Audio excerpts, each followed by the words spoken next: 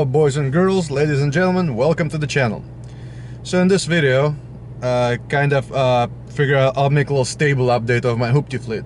So usually right before summer, for road trips and stuff like that, every year I purchase some sort of Camaro.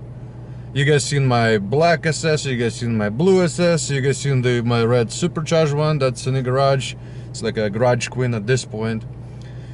So this year I was in the market for another 5th-gen SS, and then I was like, you know what, I've never given a Coyote 5.0 a try yet. So I decided to start looking for those, because price-wise the Coyotes and SSs, they're right about the same. So here's kind of what made me wanna look into and try the Coyote.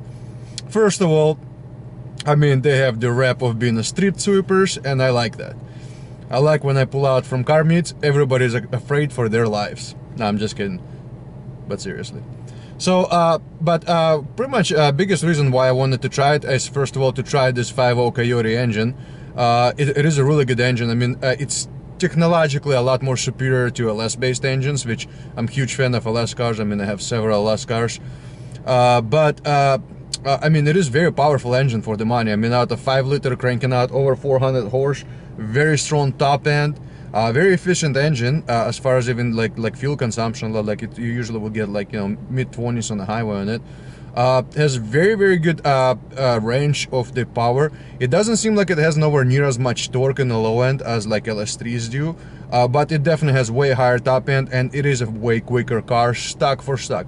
I'm not talking about modifying. Yeah, you can put a freaking boomstick or camshaft, whatever you want to call it, an LS engine, and, you know, get 70 horsepower more. I understand that, but I'm talking as a daily driver. I'm not really gonna modify car much. Maybe I will, I don't know. I don't know, I'm not really gonna modify it. I mean, I have my supercharged Camaro for that. Just as a daily driver, it's definitely fun to drive. It's quick. It has very good interior. I really like the ergonomics of the interior so far, and comfort. And I do like the viewing angles. It seems to be slightly bit better than out of the Camaro.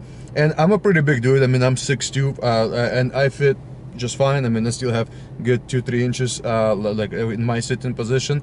Back seat is kind of a joke, just like it is in the Camaro. The transmission is actually very nice. It's kind of a little bit notchy, I guess that would be the word. But other than that, I mean, it shifts really well. So I haven't really had any problems. I did notice that when the car is pretty cold, I mean, we aren't still in winter right now, it's February. When the car is pretty cold, it's kind of hard to get it in the gears. Once the car warms up, it's a lot easier. And by hard, I don't mean like you have to like force it for your life. I mean, it just slight like, I don't know, notchiness, I guess I'd say it when you put it in. So yeah, I mean, as far as this going compared to a 5th-gen, things that are better in this than the 5th-gen is, again, stock for stock, out of the box, I think the Coyote is a better motor than the LS3. Don't shoot me, I'm a Chevy guy, I have several Chevys. I'm just saying, I think out of the box it's a better motor, but it's also light years ahead. It's way more sophisticated motor. It's not a single cam motor. I mean, yeah, you have your cams per head, and I mean, it's a 4-cam motor. So it's definitely a lot more complicated, a lot more 21st century motor than old school Chevy LS motors. And I mean, granted, it did come out in 2015 when the LS came out in 97. So, or sorry, not 2015, 2011. 2011, my bad. And the LS came out in 97, so it does have several years ahead on it. So I do like the engine better. I'm not sure how I feel about the interior yet. I haven't taken it for any long road trips, but so far the interior noise seems to be down. So interior noise seems to be like same, or at least as good.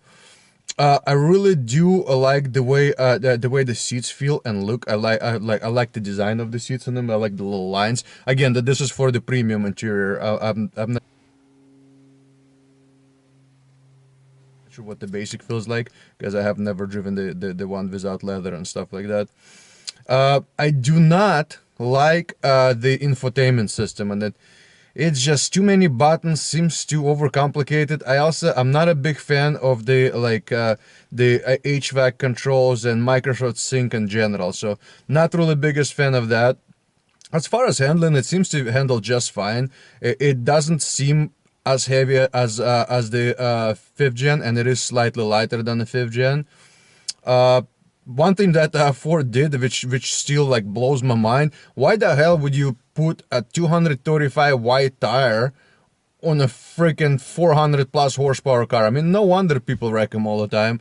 It's just like it's a 235 wide tire. I mean, like to break them loose, it's like it's worthless first 2 gears, like realistically. So I know I said I'm gonna keep it stock most likely, but probably big chance that I am gonna swap out the tires to something a little bit more safe, because I do drive spirited and I do shift quick. And I mean, you shift quick from first to second and you mash it and you will definitely break loose. And if you're going in the corners and you're pushing the car to the limit, that 235 tire only gonna hold so much. So I mean, it's realistically 235 tire on the rear wheel drive 400 plus horsepower car is just a stupid decision. As far as looks, so looks is a kind of controversial.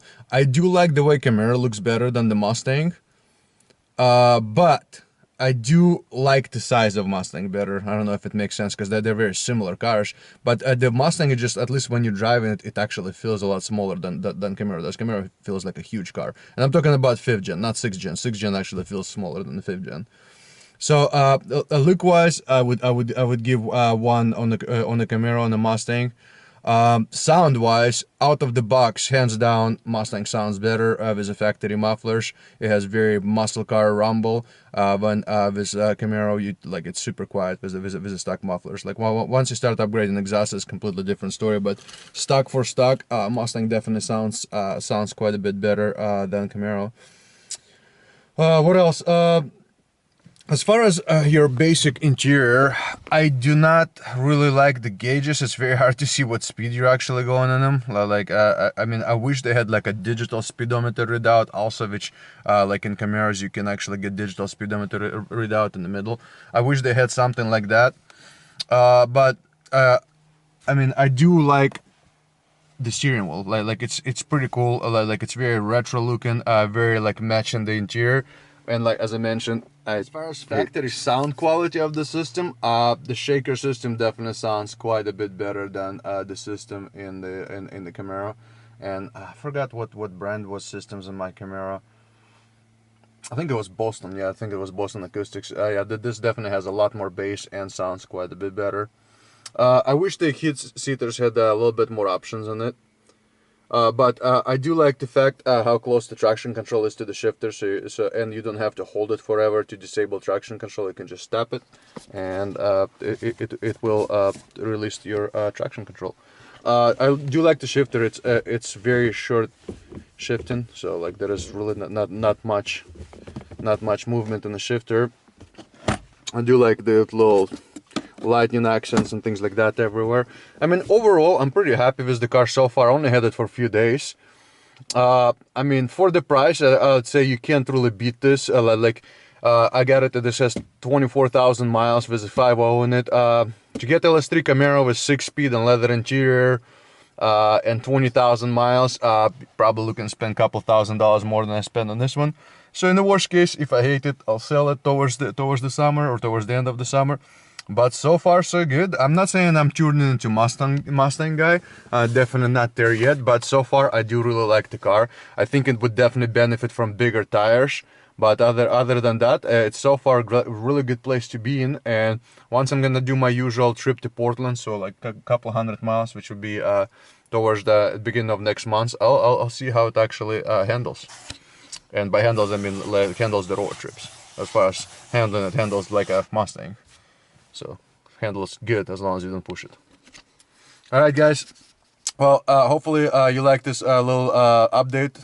If you liked the video, please hit thumbs up. If you haven't subscribed yet, please do. I'm definitely gonna post updates if I'm gonna do something to this car, which I feel like there's probably something that's gonna happen, because knowing me, I can't just sit there and drive a stock car for a long time. Alright guys, have a good day. Before you guys beat me with sticks in comments saying, oh, this fool with an accent said that Coyote engine's better than LS. Fuck that guy. Go back to Russia. Blah, blah, blah, blah. Just so you know, I'm still an LS guy. This is still my baby. As you can see, That's an LS1, and that's a Vortec V2 supercharger. So yes, I still love my LSs, but stock for stock, Coyote is a better engine. Prove me wrong. Almost forgot. Please support your local animal shelters. Right, Bear Bear? Right, Laddie?